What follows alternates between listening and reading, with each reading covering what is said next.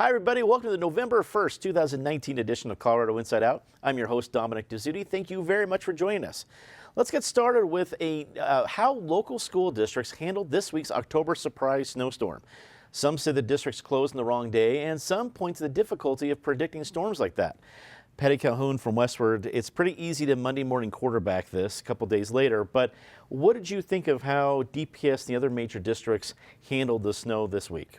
Well, judging from the screams going up from parents around my office, no one handled it very well because they had just sat down, fired up their computers, and suddenly found out on Tuesday that they had to go get their kids from DPS or they were going to be left out in a snowbank. So DPS didn't actually even hit its own schedule for when they say they're going to close schools.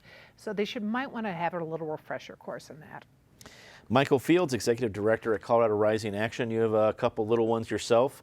As a parent, how'd you feel the school districts did? Yeah, I mean, I think, hindsight's 20/20 on these all the time. I've also been working at a school before when they make these decisions. It tends to be groupthink, like what is everybody else doing, and then that, it tends to happen. But I think the early release is the worst thing that can happen because, parents are at work, they have a certain time, they get their kids, now they have to rush and pick them up. So I think it's better always to err on the side of, canceling it early, getting the information out there.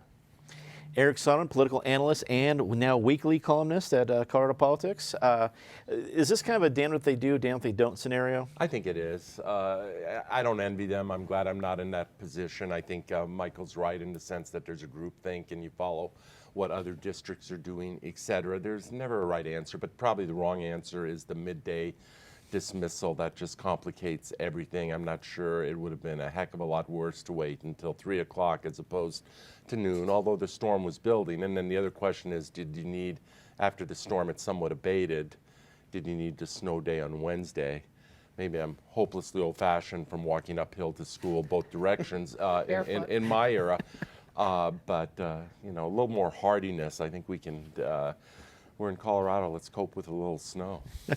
Natasha Gardner, articles editor at 5280, also a parent of a little one.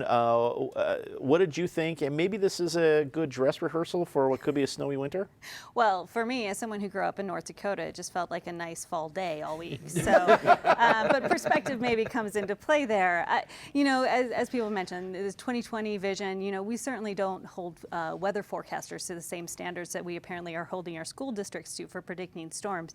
But whenever we have the storms, I'm amazed by how much impact schools have on our city, whether that's employers, to the way our streets are plowed, to just what happens to businesses, local businesses, both who benefit and don't benefit from closures like this.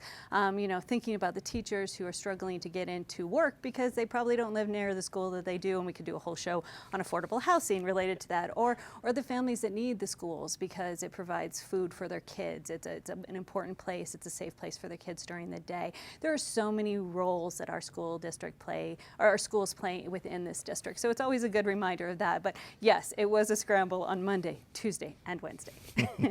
That is a scramble I can relate to on scheduling front for ours as well.